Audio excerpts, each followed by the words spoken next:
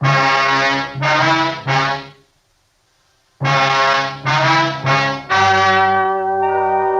story you are about to hear is true. Only the names have been changed to protect the innocent.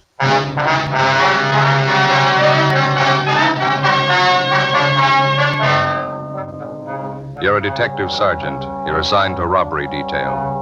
A doctor is severely beaten, robbed, and left in critical condition. Suspicion points to a narcotics addict. Your job? Get him.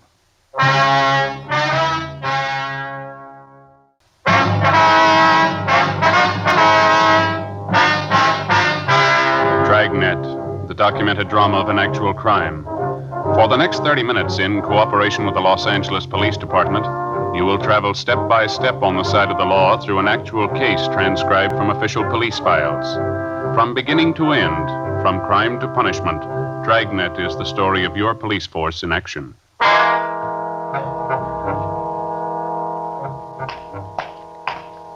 It was Monday, August 7th. It was warm in Los Angeles.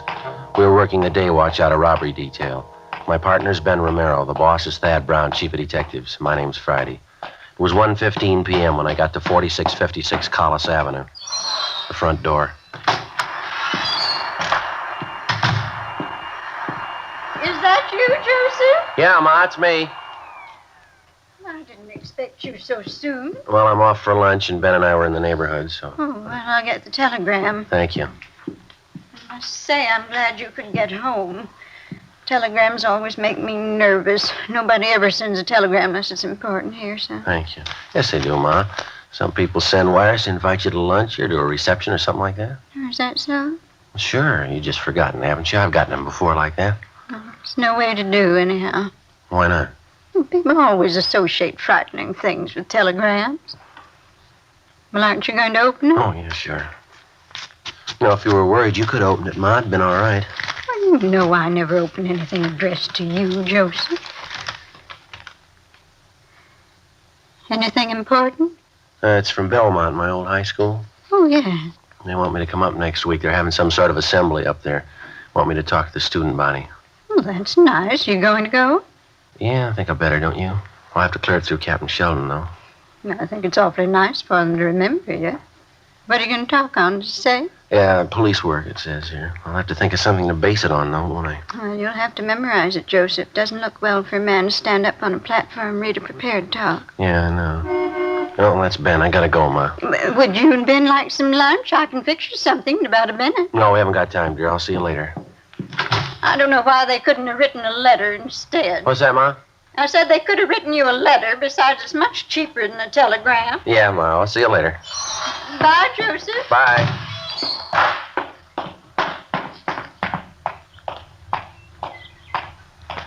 Just got a call, Joe. They want us to call the office. Oh, well, I might as well do it from the house, huh? Yeah. All right, I'll be right back. Right.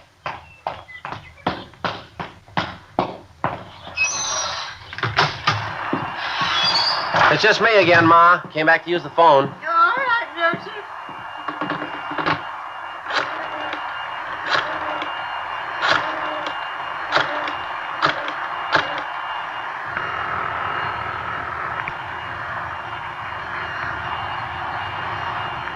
City Hall.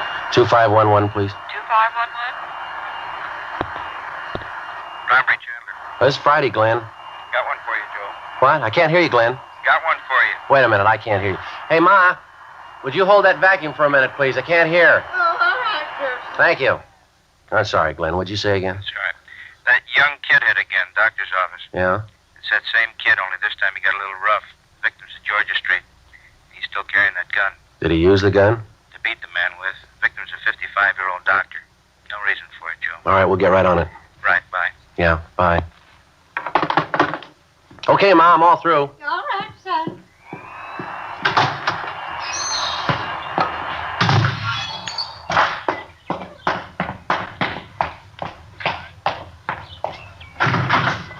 Anything? Yeah. That young hype hit again. Doctor's office beat him up pretty bad. He's down at Georgia. Great combination, isn't it, Joe? What's that? Arm full of narcotics and a loaded gun.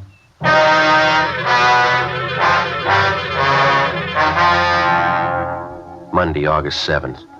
Since June 27th, Ben and I had been assigned to a case involving a young narcotics thief. For 7 weeks now, he'd been robbing every possible source available to him of narcotics.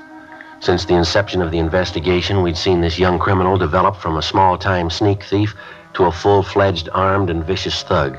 The descriptions of the young thief taken from his various victims tallied almost to the letter.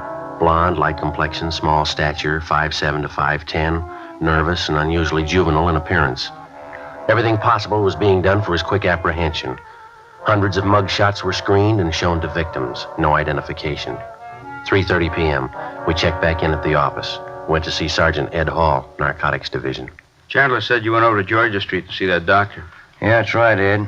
Short visit. Poor guy. Pretty bad, huh? No, the guy's really a mess. Kid must have worked overtime on him. And what's his condition? Still critical when we left.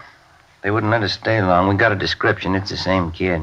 The doctor's name was Gannon, huh? 55 years old. Yeah, pistol whipped him. Knocked out 7 of his teeth, fractured his jaw. The doctor was wearing glasses. They don't know if he'll see out of his right eye anymore. Well, this puts Junior in the big leagues now. Yeah, it sure does. We got out a supplementary all points on him. Here's a list of the junk that he got. It's quite a haul here. Yeah. Morphine quarter grain, 30 vials.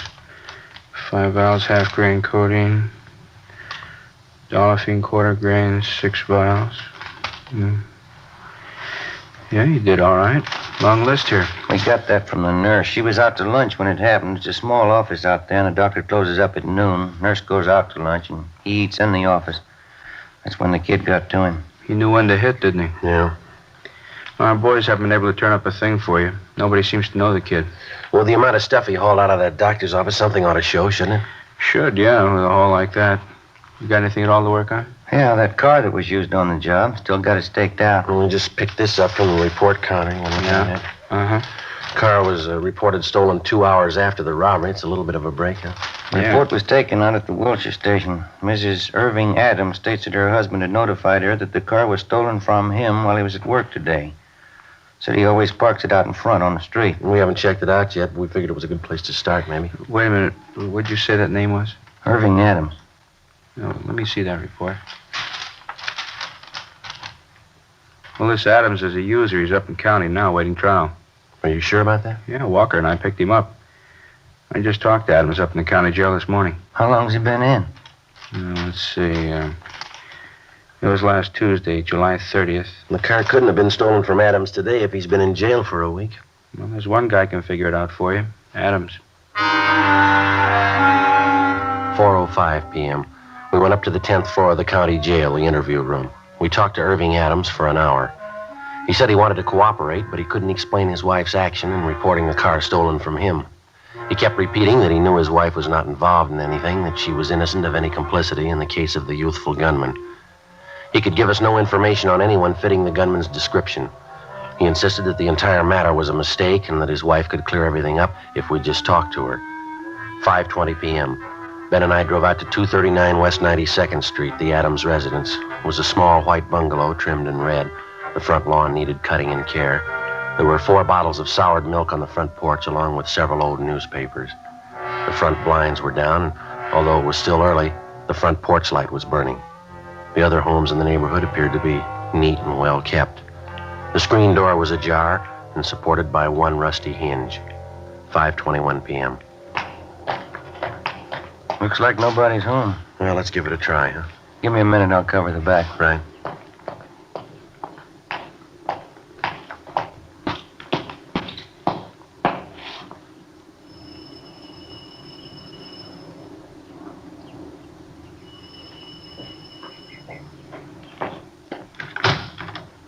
Yes?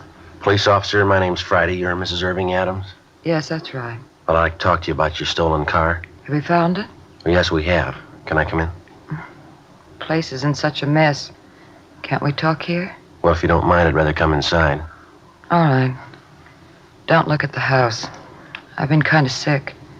Haven't felt much like cleaning up. All right. You alone here, are you? Right now, my husband's at work. Mm-hmm. Mind if I go through the house? You mean search it? You got a warrant? Well, I just want to go to the back door. What for? Well, my partner's around back there. This the way to the back door here? That's right. This it? It's locked. Key's in the door. All right. Hey, Ben? Yeah, everything all right? Yeah, fine. Is he a police officer, too? Yeah, that's right. This all there is to the house here? What do you mean? Well, just these 3 rooms here. Yes, that's all. I thought you said you were alone here. I am.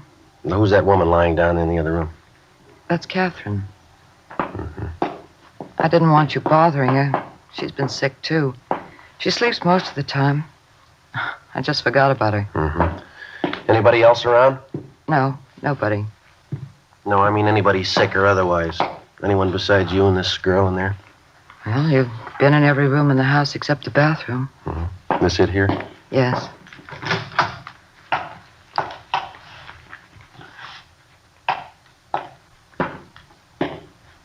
Okay.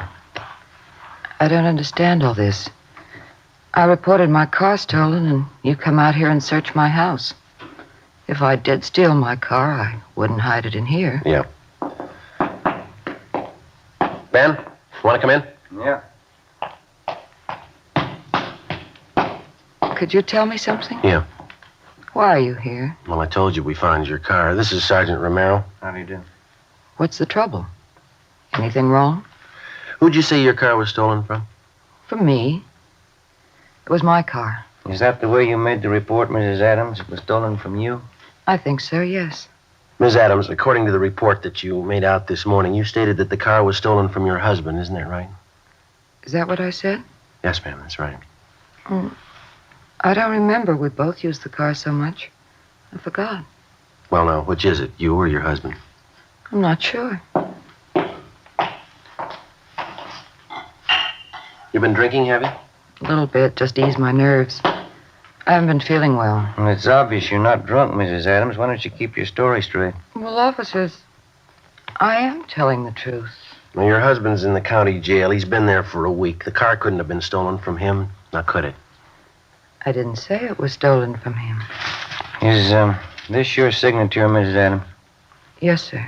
This is a copy of the auto theft report that you made at the Wilshire Division. Yes. Well, now, is this report a true one or a false one? There's a penalty for making a false report, Ms. Adams. I'm sure you're aware of that. I only want my car back. Who was it stolen from? Whatever it says there, my husband. Now, we just told you that he's in jail. He's still in there. We just talked to him. The car couldn't have been stolen from him. Have you got anything to say to that? No. Well, I think we better go downtown where you can sit and straighten yourself out and give us some right answers. I don't want to go to jail. And that's just where you're going if you don't snap out of it and come up with the truth. I know who you want. It's Rex Burley, isn't it? Who's Rex Burley? A young kid, blonde, small. He told me he was in some kind of trouble with the car. Said if I tell the police it was stolen, it'd be all right that way. Do you know where he is now? No, I don't. You sure about that? That's the truth. Yeah, come on. Yeah. Catherine's awful sick. She always sleep this heavy? Only when she's sick. She's really out, isn't she? Yeah. Look at her leg. Yeah. She's a user. Say, this girl's on narcotics, Ms. Adams. Are you a user? No, I'm not. I don't know where Catherine gets it. How about Rex Burley? He's on it, too. Maybe she gets it from him. Is there any stuff in the house now? Not that I know of. You want to tell us where Rex Burley is? I don't know. He called here about an hour ago. Catherine talked to him. Did he tell her where he was? Yes, he did. She wrote it down on a piece of paper. Where's that paper? Under her pillow.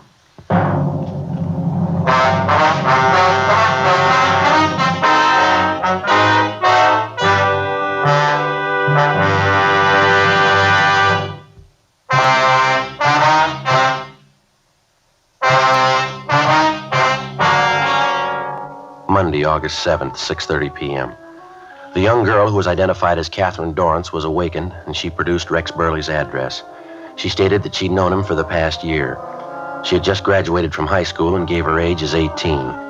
In talking further with both Iris Adams and Catherine Dorrance, we found that the description of Rex Burley checked out with that given us from the suspect's victims. They both stated that, as far as they knew, it was his true name, that he had no friends or associates known to them. A check with R&I showed no record on the name Rex Burley. At 6:37 p.m., Sergeants Hall and Walker from Narcotics Division arrived and continued the investigation of the two female suspects. A stakeout was placed on the house at 239 West 92nd Street. The address we got from Catherine Dorrance was a hotel on Washington Boulevard. We drove out and checked with the clerk. We asked if he had anyone registered under the name of Rex Burley, and he told us no. We gave him Burley's description, and he said that a young man similar to that had registered and was in room 210. We got a pass key from the clerk. We walked up to the second floor.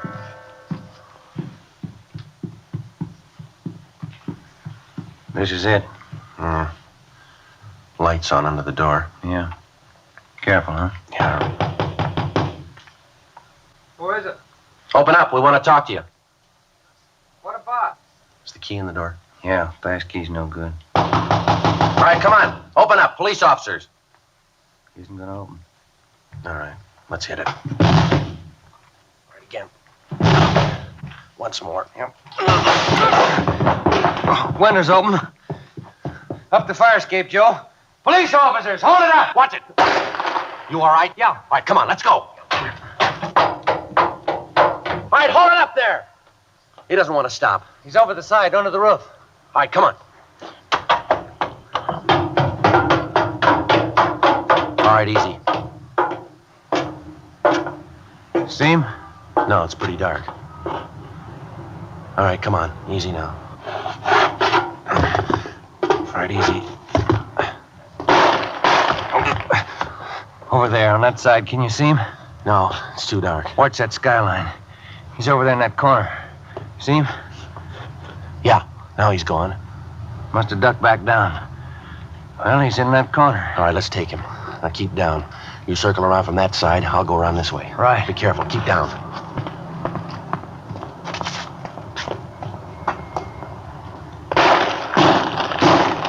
Don't shoot! Don't shoot! I quit! Please don't shoot! All right, throw that gun out. Get your hands in the air. Walk toward the middle of the roof. All right. All right, here's the gun. I see him, Joe. I got him covered. You all right? Yeah. All right, keep those hands up. All right, stand still. I'm sorry. I'm sorry. All right, get your hands behind you. Ben? Let's go, Burley. I didn't mean to do it. I was wrong. I know I was wrong. Should have thought about that a long time ago. How old are you, Burley? 20? You're living pretty high, aren't you? I had to have this stuff. I needed it. How else could I get it? I didn't have the money to buy it. You didn't have to get started on it. Come on, let's go. I didn't want to get started. All of a sudden, I was just on it. I couldn't do anything about it. You don't understand. There was just somebody else to explain it to. There is, but they won't understand it either.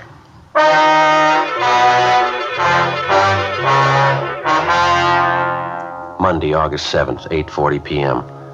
Rex Burley was taken downtown to the robbery division for further interrogation. He told us that he was in his senior year in high school when he got started on narcotics. He kept repeating that he didn't mean to get started. He readily admitted his participation in 6 narcotics robberies. He told us that he got Catherine Dorrance, his 18-year-old girlfriend, started on dope. Gene Bechtel took his statement and a complete report was made. A partial recovery of the stolen narcotics was made from his hotel room. The remainder had been found at Irving Adams' residence on 92nd Street. Both female suspects, Iris Adams and Catherine Dorrance, were filed on for violation of the State Narcotics Act.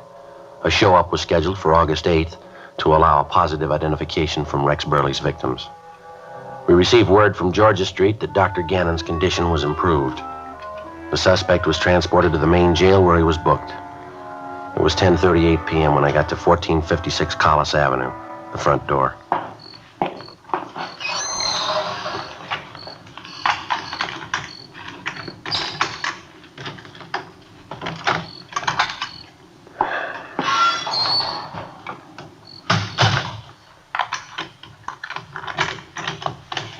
Joseph, is that you? Yeah, Ma. Have you had your dinner? No, I'm not hungry. We'll have to eat. I'll fix you something. Oh, I'm kind of tired. I just like to sit down for a minute. All right. There's the evening paper. Oh, thank you.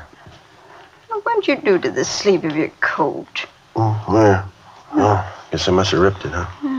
You slip it off, I'll mend it after I fix you some dinner. Well, why don't you sit down and work on it now if you want to? I've got something I'd kind of like to go over with you.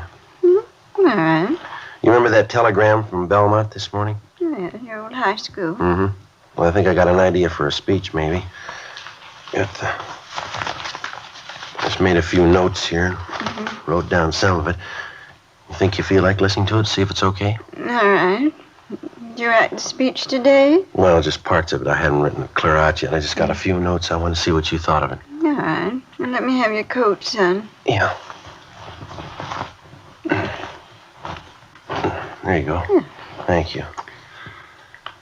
Now let's hear you talk. Well, remember, it's not written down yet. It's just kind of hit and miss as I go along. But I think I can get the thought across, and then I'll put it all down on paper. All right. Mr. Fisher, that's the principal up there, you know. Yes. Mr. Fisher, members of the faculty and students. I'd like to tell you about a young boy who started out in high school and ended up on the roof of a downtown hotel dodging police bullets. I'd like to tell you about his girlfriend, 18 years old and a dope addict. This young fella started out on narcotics in search of a new thrill, something new that he hadn't experienced in his young life. He was still in high school when a group of the more high-living youngsters used to congregate at the local malt shop. Well, that's not so good, is it? No. Well, maybe it sounds better this way. There was a malt shop on the corner where some of the youngsters used to get together after school. Kind of a place where, if you had the right connections, and our young boy and girl did, you could get a drink of liquor in the back room. Well, the high school faculty knows all about this local malt shop, and they inform the authorities, and pressure is brought to bear. But the man who operates the place is clever, if you can call the operations of a man like this clever. He knows how to cover up, how to keep the front room legitimate and the back room a spawning place for juvenile delinquency. And the students don't help much. There seems to be something during the formation of a juvenile mind that when his teachers or his parents catch him doing wrong or they try to tell him it's bad, he prides himself in seeing how long he can get away with it undercover. Seems to be the stylish thing to do, to outwit your parents and teachers. As the youngsters grow older, they invariably find out how infantile and stupid this is, but sometimes it's too late. Does that sound kind of stuffy, Ma? What do you think? Sounds like the truth. Let me hear the rest of it. Well, you know how kids are. Sometimes they resent it if they think you're lecturing them. Maybe if they could have been with Ben and I tonight, it might make a difference. Well, I don't want to make this too long, Ma. I think maybe I ought to finish up something like this. From this malt shop on the corner in that back room, our young boy gets a good shove down the road of self-degradation. He has the right connections, and it isn't too long before he graduates the liquor in the back room for something he thinks it's far better, narcotics. He's heard that, unlike liquor, you can't smell it on his breath, and he's a real veteran now. He has hangovers. He's heard that narcotics doesn't leave you with a hangover. So it doesn't take too long before, in police parlance, he's hooked. Living in this day and age, he thought that they taught him well in his economics and civics classes. He thought he knew what post-war inflation was all about. He didn't have the vaguest notion of the cost of his daily supply of narcotics once he was hooked on it. He found that before long he had to have his daily dosage. In no time at all, he found that it was all he could do to get by on $30 a day. That's what it cost, Ma. $30 each and every day, or he became violently ill, so sick that he couldn't seem to function properly. Well, in order to maintain his daily needs, he got a gun, and he robbed, and he beat people, and he stole. He shared with his girlfriend, and he dragged her down with him. He ended up on the roof of a hotel trying to shoot his way out. Well, the boy was 20 years old. His girlfriend was 18. 2 years ago, they both sat out there in a high school auditorium during an assembly. He went a long way, didn't he, in his 2 years out of high school? He was taken into custody on the night of August 7th. He was crying when we put the handcuffs on him. He was crying when we left him in his cell at the county jail. I guess he's still crying. Now, what do you think, Ma? That's just rough. I haven't... Will they believe it? You think it'll do any good? Well, I don't know, Ma. It's up to them.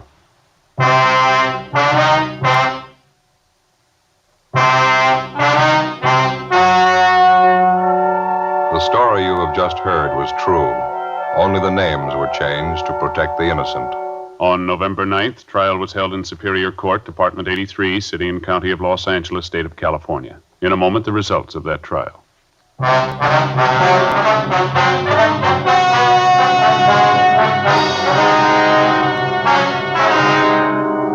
Rex Martin Burley was found guilty of 3 counts of robbery in the first degree and was sentenced to the state penitentiary where he is now serving his term. First-degree robbery is punishable by imprisonment from 5 years to life.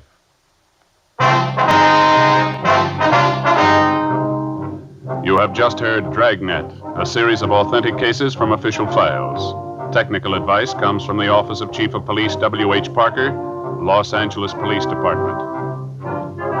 Fatima Cigarettes, best of all long cigarettes, has brought you Dragnet, portions transcribed from Los Angeles. Stay tuned for Counter Spy, next over many NBC stations.